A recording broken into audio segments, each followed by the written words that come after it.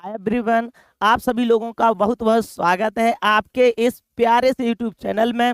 और आशा करता हूं कि आप सभी लोग बहुत अच्छे होंगे और आरपीएफ रेलवे आरपीएफ की तैयारी बहुत जी जान लगाकर मन लगाकर कर रहे होंगे। और या आप जिस भी गवर्नमेंट एग्जाम की तैयारी कर रहे हैं उसको बहुत अच्छे से कंप्लीट कर रहे होंगे।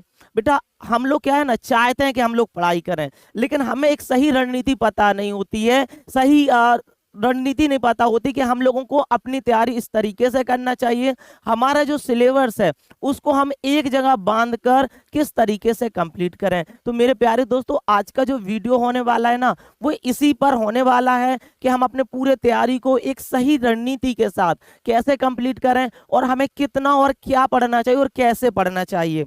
लेकिन आप इस रणनीति को फॉलो भी कर सकते हो बेटा, ये आपके ऊपर है, पूरी तरीके से आपके ऊपर है। आप चाहो तो इसे फॉलो कर सकते हो या आपका मन जैसे का है आप उस अकॉर्डिंग पढ़ सकते हो, लेकिन जो मोस्ट सक्सेसफुल रेट है ना वो यही है। देखिएगा, आपको पता है कि जो आपकी रेलवे कांस्टेबल आरपीएफ और एसआई की भर्ती है, ये आपकी टोटल कितनी भर्ती आई हुई थी? तो आपको पता लगभग 4608 भर्ती आई हुई थी, जिसमें से आपको पता है कि लगभग 4200 पोस्ट आपकी किसकी है? कांस्टेबल की है। और 452 आपकी किसकी है बेटा? आपको के सिर्फ एसआई की है। लेकिन हम लोग क्या करेंगे, आपको पता है कि आपका अभी जो एग्जाम की बात करूं, लगभग एग्जाम आपका सितंबर महीने में होने वाला, सितंबर महीने में होने की संभावना है। लेकिन अभी इसकी कोई डेट नहीं आई है और हो सकता है कि 4 जून आपका जो चुनाव खुलने के बाद इसकी डेट जारी हो जाए। ये सितंबर माह में है, तो लगभग अभी मई चल रहा है, तो जून जुलाई अगस्त सितंबर, चौथे महीने में लगभग हमारे पास 3 महीने कंप्लीट हैं। लेकिन अगर आप लोग बिल्कुल फ्रेशल हो और आप लोग चाहते हो कि नहीं हमें आरपीएफ को कंप्लीट करना है, तो हम लोग एक छोटी सी स्ट्रेटेजी 75 दिन 75 डेज की एक प्लानिंग बनाएंगे। और इस प्लानिंग में हम लोग देखेंगे कि हमें कैसे, कितने घंटे और क्या पढ़ना चाहिए, कितने घंटे और क्या पढ़ना चाहिए। आप इसे 100% फॉलो कर सकते हो। आप इससे भी क्या कर सकते हो, एग्जाम को कंप्लीट क्वालिफाई कर लोगे। अब मेरे बेटा आप एक चीज देखिएगा, आपको पता है कि आपका जो आरपीएफ कांस्टेबल है इसमें टोटल 3 सब्जेक्ट आने हैं। एक आपका मैथ्स आना है, मैथ्स के आपके 35 क्वेश्चंस आएंगे। और आपका रीजनिंग के भी कितने आएंगे बेटा? 35 क्वेश्चन आएंगे। और आपका जीके जीएस का यहाँ पर बेटे ज्यादा रहेगा, आपके सबसे ज्यादा जीके जीएस पूछी जाएगी। अब मैं टोटल अगर कहूं तो लगभग 120 क्वेश्चन या 120 नंबर में यहाँ बोल सकता हूँ आपकी 1/3 क्या रहेगी बेटा? नेगेटिव मार्किंग रहेगी।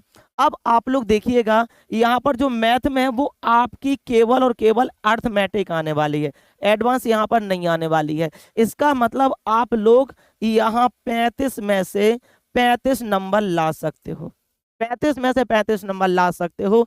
आपको करना क्या है देखिएगा, अगर आप लोग फ्रेशर्स हो तो आपको सबसे पहले क्या करना है, इसका कंप्लीट अर्थमेटिक को क्या करना है, बिल्कुल बेसिक से जिस भी टीचर का आपको कंटेंट अच्छा लगे आप उसका एक प्यारा सा कोर्स खरीद सकते हो। आप चाहो तो मुझे भी फॉलो कर सकते हो।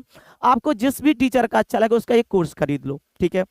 अब उसको क्या करो, डेली बेस पर कंप्लीट करो। इसके अलावा कंप्लीट के साथ साथ मेरे प्यारे बच्चों, आपकी प्रैक्टिस इज वेरी इंपॉर्टेंट। मेरे भाई जैसे मान लीजिए आपने परसेंटेज या प्रॉफिट लॉस कोई टॉपिक पढ़ा, अब आप अगर जो कॉन्सेप्ट वहां पर मैंने आपको पढ़ाए हैं, अगर उन कॉन्सेप्ट का ट्रिक्स का समय समय पर रिवाइज नहीं करोगे तो भूल जाओगे। या आप कोई बुक्स भी फॉलो कर सकते हो जो फॉर्मूला और ट्रिक वगैरह की, बट मेरा यही गाइडेंस है कि आप लोग बस डेली प्रैक्टिस करिए। इसके साथ साथ आपको टारगेट बनाना कैसे, मैं अभी उसमें चर्चा करूंगा वीडियो में। इसके अलावा रीजनिंग की, मेरे प्यारे बच्चों अगर आपने रीजनिंग को एक नॉर्मल बेस पर पढ़ रखा है तो केवल और केवल आप जानते हो यहाँ पर आप रीजनिंग में भी 35 में से 35 नंबर ला सकते हो। आप रीजनिंग में भी 35 में 35, आपको पता रीजनिंग बहुत इजी होती है। अगर आप केवल और केवल शाम को जो 8 बजे बैच अपना प्रैक्टिस बैच चलता है तो आप 35 में से 35 नंबर वहां से मेरे साथ ला सकते हो। लेकिन सबसे ज्यादा प्रॉब्लम कहाँ होगी बच्चों को? अपने जीके वाले सेक्शन में। थोड़ा सा इसका सिलेबस जान लेते हैं मेरे प्यारे साथियों। सिलेबस की अगर मैं बात करूं अपने जीके की, तो आपको पता है आपका ऐसा रहेगा। देखिए मैंने सबसे पहले लिखा PYQ, मेरे प्यारे साथियों, जो सबसे इंपॉर्टेंट रहने वाला है वो प्रीवियस ईयर क्वेश्चन रहने वाले हैं। आप केवल और केवल most important previous year questions की प्रैक्टिस करो। हालांकि मैंने ही आपकी चैनल पर 75 डेज की एक प्लानिंग आपके संजय सर से बनवाई है, जिसके तहत आपका कंप्लीट, आपका आरपीएफ हो या कोई भी एग्जाम जिसकी आप प्रिपरेशन कर रहे हो, वहां आप इन 75 दिनों में किसी भी एग्जाम के लिए जीके जीएस को कंप्लीट कर सकते हो। अगर मैं जीके जीएस की बात करूं तो जो बेटा आप सोचो कि 50 में आपको पता 50 क्वेश्चन, तो 50 में 50 तो कोई करने वाला ही नहीं, चाहे कोई बच्चा कितने ही समय की तैयारी ना कर रहा हो। लेकिन अगर कोई बच्चा 50 में से 42 से 40 से 42 नंबर भी लेके कर सकता है ना, तो उसे मान लीजिए वो कम से कम कई सालों से, बहुत लंबे समय से तैयारी कर रहा है। लेकिन हम लोग इतना मान के चलते हैं कि अगर आप लोग 50 में से 35 नंबर भी ला लेते हो तो हम कहते हैं भैया हमने जीएस में बहुत अच्छा क्रिच किया, बहुत अच्छा दिया है, द बेस्ट किया, और हम लोग इतना मान के चलते हैं हमारा हो सकता है। देखिएगा, अगर मैं थोड़ा सा सिलेबस की बात करूं, ऐसा नहीं कि मैंने यहाँ जो लिख दिया तो पत्थर की लकीर है, नहीं, हो सकता है लगभग, क्योंकि इसमें वेरिएशन होता है थोड़ा थोड़ा सा।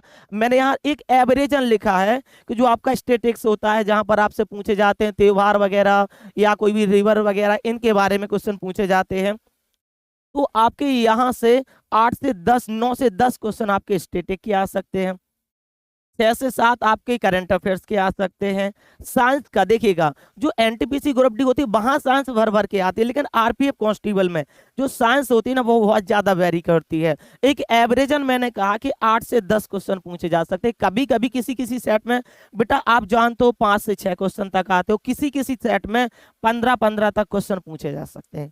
अगर मैं इसकी बात करूं प्रायोरिटी की, तो इस साइंस में भी आप लोग सबसे पहले प्रायोरिटी को आप फिजिक्स दोगे, फिजिक्स के बाद आप लोग केमिस्ट्री को प्रायोरिटी दोगे, और लास्ट में जो आपकी क्या रहेगी वो बायो को आप प्रायोरिटी दोगे।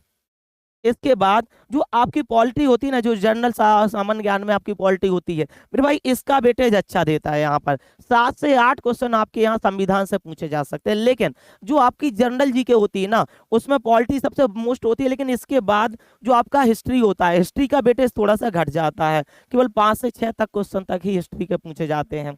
या अगर मैं ज्योग्राफी की बात करूं तो ज्योग्राफी में आप 4 से 5 क्वेश्चन आते हैं, और वहीं आपका जो इकोनॉमिक है ना, वो 4 से 5 क्वेश्चन आ जाता है, क्योंकि अगर मान लीजिए उसने बजट को भी इसमें इंक्लूड कर दिया तो आपके 4 से 5 क्वेश्चन तक पूछे जा सकते हैं। लेकिन अब सबसे बड़ी बात आती है कि सर हम लोग पढ़ें कैसे, तो मैं आपको पढ़ने का द बेस्ट तरीका बनाता हूँ। सबसे पहले आप लोग क्या करिए, आप अपना खुद का एक टाइम शेड्यूल बनाओ कि मान लीजिए कि हमें डेली लगभग 8 से 10 घंटे कंप्लीट करना है।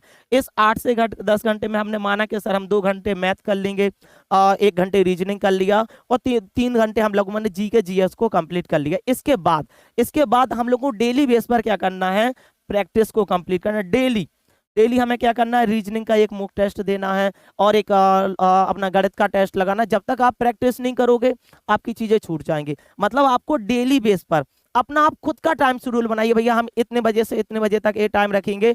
आप ना किसी इंसान को फॉलो मत करो, आपका टाइम, आपसे बेहतर आपका शेड्यूल कोई नहीं बना सकता। मेरे भाई किसको कब कौन सा काम पड़ जाए किसको क्या पता, तो आप अपने अकॉर्डिंग एक 8 से 10 घंटे का बेहतरीन शेड्यूल बनाइए, और उसी के अकॉर्डिंग आप इन 75 दिनों की रणनीति को कंप्लीट करिए। आप कहोगे सर आपने सितंबर महीने में, अभी तो 4 महीने हैं। मेरे बच्चे आपको पता है कि लंबा टाइम शेड्यूल नहीं बनाया जाता है, क्योंकि अगर एक लंबा टाइम शेड्यूल बनाओगे तो आपको बोरियत हो जाएगी। आपको ये टारगेट करना कि इन 75 डेज में, आप इन 75 डेज में पहले अपने पूरे सिलेबस को कंप्लीट करो। अच्छा, सिलेबस को भी कैसे करना है, आपको 7 दिनों में से ये टारगेट बनाना कि 5 दिन को हमको क्या करना, बेसिक कॉन्सेप्ट को कंप्लीट करना है। इसके बाद आपको लास्ट 2 दिन में, आपको लास्ट के 2 डेज में, आपको लास्ट के 2 डेज में क्या करना है, आपको जो आपने 5 दिन में पढ़ा है उस 2 दिन में उनको रिवाइज करिए सारे के सारे को। इसके अलावा जो पहले पढ़ा, उसके पहले पढ़ा हुआ है उसको भी आपको क्या करना है, रिवाइज करना है। और एक आपको एक मॉक टेस्ट सीरीज जहां से भी बेहतर लगे, अपने ऐप पर भी मॉक टेस्ट सीरीज आने वाली है, तो आप वहां से क्या करिए, डेली बेस पर एक अभी वीकली मॉक टेस्ट स्टार्ट कर दीजिए। ठीक है, एक मॉक टेस्ट, और फिर रोजाना आपको एक मॉक टेस्ट देना है। क्योंकि देखिए मेरे प्यारे बच्चों, आपको प्रैक्टिस इंपॉर्टेंट है, जितनी प्रैक्टिस करोगे उतनी। और रणनीति आप पूरी 75 दिनों की ना बनाओ, आप वीकली बनाओ कि आपको एक वीक में आपको किस किस तरीके से पढ़ना। 5 दिन पढ़ना तो 5 दिन में कितने घंटे क्या पढ़ना है, कितने घंटे क्या पढ़ना है, ये रणनीति आपकी 100% आपको एग्जाम में भरपूर मदद मिलेगी। अगर मेरे प्यारे दोस्तों आपको ये मेरी बात अच्छी लगी है, जानकारी अच्छी लगी है, तो जल्दी से सभी लोग चैनल को क्या कर लीजिए, सब्सक्राइब कर लीजिए, वीडियो को लाइक कर दीजिए और ज्यादा से ज्यादा वीडियो को शेयर कीजिए।